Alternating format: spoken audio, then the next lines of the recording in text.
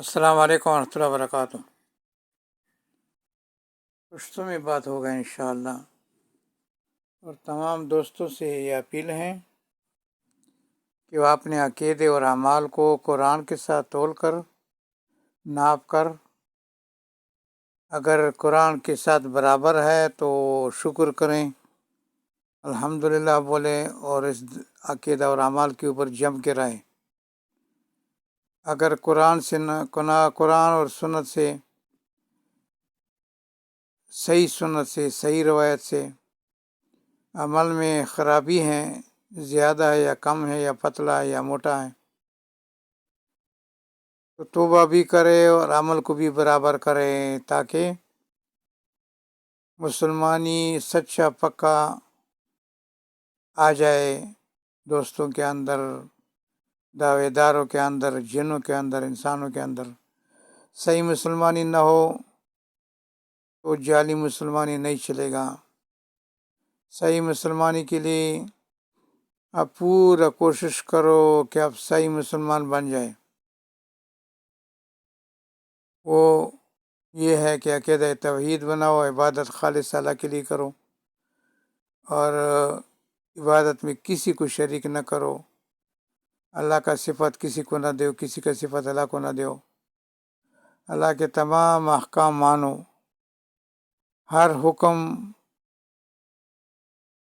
جیسا بھی ہو اسی طرح آپ عبادت کرو۔ عبادت اللہ تعالیٰ کا اور طریقہ رسول صلی اللہ علیہ وسلم سے کرو، اور نماز کبھی نہیں چھوڑنا ہے، کیونکہ نماز چھوڑنے والا کافر ہو جاتا ہے۔ محمد صلی اللہ علیہ وسلم کو اللہ کے نبی ماننا ہے، آخر نبی ماننا ہے، بشر اور نور ہدایت ماننا ہے۔ خلفاء راشدین کا جتنا روایات، اقوال، عقائد، اعمال ہیں، وہ قرآن کے جو ساتھ ملتا ہے وہ صحیح ہے، جو قرآن سے ملتا نہیں وہ لوگوں نے لگایا، اسے بچنا ہے۔ جو صحیح اعمال ہیں قرآن میں یا صحیح حدیث میں یا صحیح روایت میں، ان کے مطابق مسلمان بننا ہے۔ اگر یہ آپ کے اندر نہیں،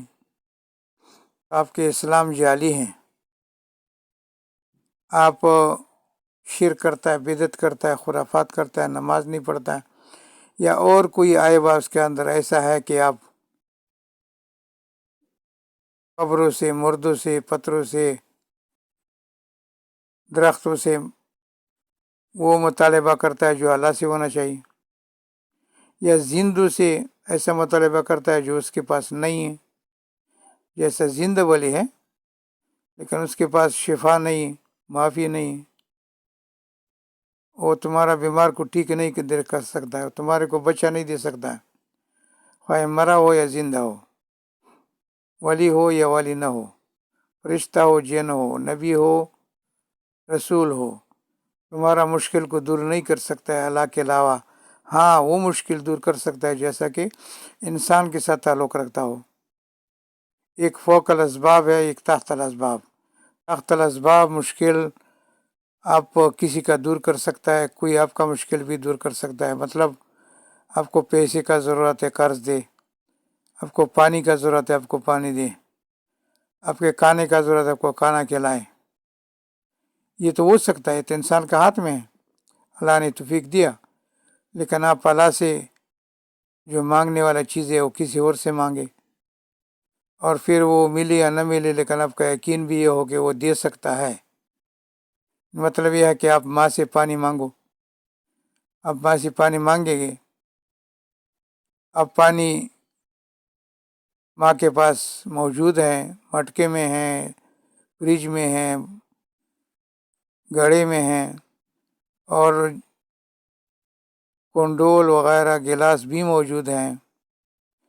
تو اماں ٹھیک ٹھاک ہے، اٹھ کر جا سکتے ہیں، تو جا کر پانی دے دے گا آپ کو۔ آپ پانی سب سے پہلا دیکھے گا کہ اس میں کیڑے مکوڑے نہ ہو، بچھو نہ ہو، اور کچھ نہ ہو، گندگی نہ ہو۔ پھر اس کے بعد آپ بیٹھیں گا، بسم اللہ پڑھے گا، قبلے کی طرف منہ کرے گا، 3 سانس سے پانی پیے گا، اور پانی ختم ہونے کے بعد پھر الحمدللہ بولے گا، تو یہ تو آپ نے سنت کے مطابق عمل کیا، اماں کو بھی ثواب دیا، اماں کو بھی ایسا کام کر کے کہ اسے آپ کو بھی ثواب مل گیا۔ لیکن اگر یہ اماں مر گیا، پھر مہینے سال کے بعد پھر آپ پکاریں گے کہ اماں پانی دے دو، اماں پانی دے دو، آپ کا یقین بھی ہو کہ وہ پانی دے یا نہ دے، لیکن آ کے پانی دے سکتا ہے، یا کوئی اور ولی نیک بزرگ یا غیر یا مردہ کوئی بھی ہو جن انسان مردہ مرنے کے بعد کر سکتا ہے، تو پھر تو آپ نے فوق الاسباب مان لیا اس کو۔ اسی لیے اگر اللہ سے آپ کو کہیں گے اللہ مجھے پانی دے دو، اللہ دے یا نہ دے، آپ یہ یقین رکھتا ہے کہ اللہ دے سکتا ہے، دے یا نہ دے، تو یہ تو ٹھیک ہے،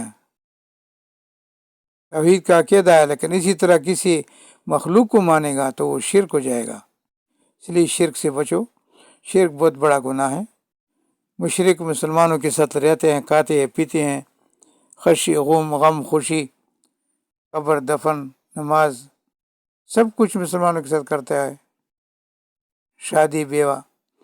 لیکن مرد ہی جو ہے نا مسلمانوں سے الگ ہو جاتا ہے، کافروں کے ساتھ شمار ہو جاتا ہے۔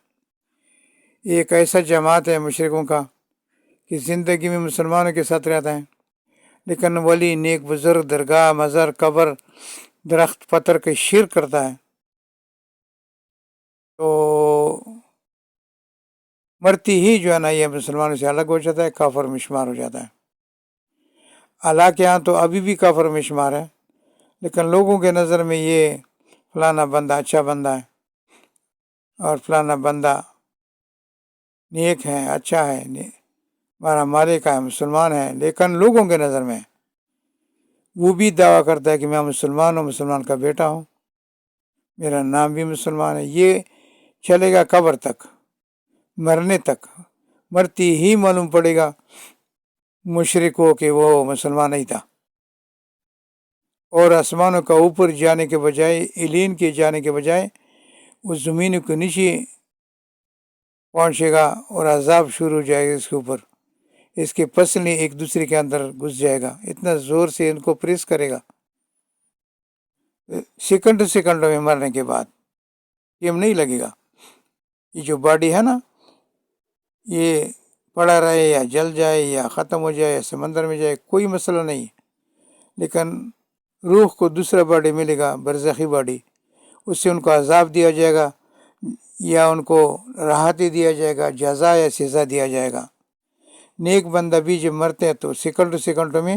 اس کا روح آسمان پہ چلے جاتا ہے اور اللہ کو ملتا ہے، پھر اللہ فرشتے میں لا لیتا ہے، پھر اس کے بعد اس کو ایلین میں رکھتا ہے، جو کہ بہت بڑا قبر ہے۔ یعنی مطلب یہ ہے کہ جہاں تک اس کا نظر لگے گا وہاں تک اس کے آبادی ہوگا، خوشی ہوگا، نعمتیں ہوگا، میوے فروٹ وغیرہ ہوگا، ہر قسم کی خوشی نصیب ہوگا۔ لیکن یہ آسمانوں کا اوپر ہے، یہ ایلین میں قبر ہے، ایک زمین میں قبر ہے، ایک زمین کا نیچے قبر ہے۔ جو برا بندہ ہے اس کا قبر 2 ہے، جو اچھا بندہ ہے اس کا بھی قبر 2 ہے۔ ایک تو دنیا میں باڈی رکھا جاتا ہے، دوسرا یا ایلین میں یا سجین میں ان کے قبر ہوتا ہے۔ سوچو سمجھو، جو بھی اپنے آپ کو کامیاب کرنا چاہتا ہے وہ فوراً کتاب اللہ و سنت کے مطابق زندگی اختیار کرے، اور وہ حدیث جو لوگوں نے بنایا ان کو چھوڑے، وہ روایت جو ابوبکر صدیق، عمر، عثمان، علی رضی اللہ عنہ کے پیچھے لوگوں نے بنایا، علی رضی اللہ عنہ کے پیچھے اور پیر عبدالقادر جیلانی رحمۃ اللہ کے پیچھے لوگوں نے بنایا، وہ باتوں کو نہیں ماننا چاہیے، کیوں؟ اس سے انسان مشرک، کافر، بدعتی ہو جائے گا، جہنم والا بن جائے گا۔ اسی لیے ان اولیاء کرام کا جو اپنے باتیں ہیں نا، خلفائے راشدین کا، ائمہ کا، نیک صالحین کا، پیر عبدالقادر جیلانی کا، جو اپنا باتیں ہیں وہ کتاب اللہ و سنت کے مطابق ہے، وہ بات ماننا چاہیے۔ لیکن لوگوں نے اس لیے ملایا کہ وہ اپنا کام چلانے کے لیے، جیب گرم کرنے کے لیے، حلوہ کھانے کے لیے جھوٹا باتیں بنا کر حدیثوں میں ڈال دیا، کیونکہ ہر زمانے میں یہ مشرک بدعتی ہوتا ہے، ہر زمانے میں یہ خرابی کرتا ہے۔ پہلا زمانے میں تو اللہ کا کتابوں میں بھی، تورات زبور انجیل میں بھی انہوں نے اپنی طرف سے باتیں ڈال دیا تھا جو ان کے فائدے کے لیے تھا، اور ابھی قرآن تو ایسا کتاب ہے کہ اللہ نے اس کا ذمہ لے لیا، اس میں تو کچھ ڈال ہی نہیں سکتا، نہ کچھ نکال سکتا ہے۔ لیکن انہوں نے کتابیں بنایا، اس میں کچھ حدیث جھوٹا بنا کر لکھا ہے، کوئی روایت لکھا ہے، کوئی صحیح لکھا ہے، کوئی غلط ملا کر لکھا ہے، اس لیے کہ صحیح کے اندر غلط چھپاتا ہے۔ یہ آپ کو کوئی ایسی کتاب ملے گا کہ اوپر لکھا ہوگا 5 سورہ، اندر شرک سے بھرا ہوگا، یا 2 سورہ یا 1 سورہ، وہ سورہ بھی ہوگا لیکن اندر شرک سے بھرا ہوگا۔ جیسے تعویذ بتا نا، اوپر بسم اللہ الرحمن الرحیم لکھتا ہے، اندر پھر 1 2 10 18 20 5 23 7 8 9 لکھتا ہے، شیطانی عمل، شرکی تعویذ۔ ایک بدعت والا تعویذ ہوتا ہے نا، جو قرآن سے یا دعا سے کرے گا وہ بدعت ہے، کیونکہ رسول صاحب نے تعویذ نہیں کیا۔ لیکن ایک شرکی ہوتا ہے، جو شرک کرتا ہے، اس میں یا علی مدد، یا غوث مدد، یا پیر عبدالقادر جیلانی مدد، یا ہاتھوں پہ باندھتا ہے، امام ضامن باندھتا ہے، یا داغے، یا تعویذیں، یا نگینے جو فیروزے میں انگوٹھوں میں ہوتا ہے، یا فیروزہ یا نگینہ، یہ سب شرکی عمل ہے، اس سے بچو، توحید سنت میں آ جاؤ، تمام کفری شرکی عمل چھوڑو، یہ تم کو جہنم لے جائے گا، بعد میں تم روتا رہے گا، لیکن مرنے کے بعد پھر کوئی فائدہ نہیں، دنیا میں رونا ہے، دنیا میں کوشش کرو کہ آپ رو لو۔ فجر اشراق ہونے والا ہے انشاءاللہ، آج 6 تاریخ ہیں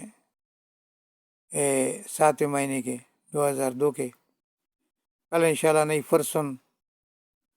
فرسن عرفات کا دن ہے۔ جو ایک روزہ رکھے گا حاجی کے علاوہ، حاجی جو عرفات میں وہ نہیں رکھ سکتا ہے،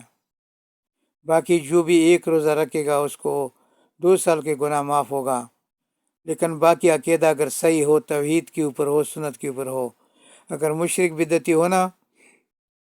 تو ایک روزہ تو درکنار کے پورا 10 روزے رکھے نا، 1 سے لے کر 9 محرم تک، کیونکہ 10 محرم کو عید ہے، پھر تو روزہ حرام ہے، 10 محرم کو روزہ رکھنا حرام ہے۔ کوئی بھی ملک میں وہ ضد کر کے رکھتا ہے، حرام روزہ رکھتا ہے، سعودیہ مکہ مدینہ کے ساتھ عید نہیں کرتا ہے، وہ ضد کر کے ایک روزہ رکھتا ہے، وہ روزہ حرام ہے، کیونکہ 10 محرم کو رسول نے بتایا، پہلا شوال کو روزہ رکھنا حرام ہے، چھوٹا عید کے دن، بڑا عید کے دن روزہ رکھنا حرام ہے۔ اس لیے کوشش کرو، حرام مردار شرک بدعت سے بچو، یہ تم کو تباہ کرے گا۔ محرم کا 2 روزہ رکھے گا 9 10 کو، اور باقی جو کچھ ہو رہا ہے سب بدعت ہے۔ محرم میں صرف 9 10 یا اس سے زیادہ روزہ رکھنا ثواب ہے، اور اس میں 2 سال کا گناہ معاف ہوتا ہے، لیکن مشرک کو معاف نہیں ہوتا ہے، بدعتی کو معاف نہیں ہوتا ہے۔ عرفات کا دن 1 دن روزہ رکھنے سے 2 سال کا گناہ معاف ہوتا ہے، اور محرم میں 2 دن روزہ رکھنے سے 1 سال کا گناہ معاف ہوتا ہے، لیکن اس کا معاف ہوتا ہے جو توحید سنت کے اوپر ہو، شرک مشرک بدعتی کا معاف نہیں ہوتا ہے۔ سوچو سمجھو، یہ بیان آگے پہنچاؤ، بھیجو، تاکہ آپ کو بھی ثواب ملے، ہمیں بھی ثواب ملے۔ کیوں؟ میں نہ بنا ہوں تو میں جو بھیجوں گا تو زیادہ کم بھیجوں گا، لوگوں کو کسی کو محروم کروں گا، کسی کو 2 بار بھیجوں گا، کسی کو 10 بار بھیجوں گا، کیونکہ میں نبینا ہوں، لیکن نبینا ہونے پر مجھے فخر ہے۔ کیوں؟ رسول اللہ صلی اللہ علیہ وسلم نے بتایا، محمد صلی اللہ علیہ وسلم نے بتایا کہ جو بندہ میرا امت میں سے ہر عورت و مرد و نبینا ہو جائے گا، اندھا ہو جائے گا، تو اس کے بدلے میں اللہ تعالیٰ کہتا ہے میں نے صرف اس کے لیے بدلے میں جنت رکھا ہے، جنت دوں گا اس کو۔ تو دعا کرو، ہم بھی کرے گا کہ اللہ تعالیٰ ان ہندوں میں ہم کو شمار کرے جن کو اللہ تعالیٰ اس کے بدلے میں جنت دیتا ہے۔ یہ بیانات آگے بھیجو، شرک بدعت سے بچو، گناہوں سے بچو، غلط کام سے بچو، دوسروں کو بھی بچاؤ۔ السلام علیکم ورحمۃ اللہ وبرکاتہ۔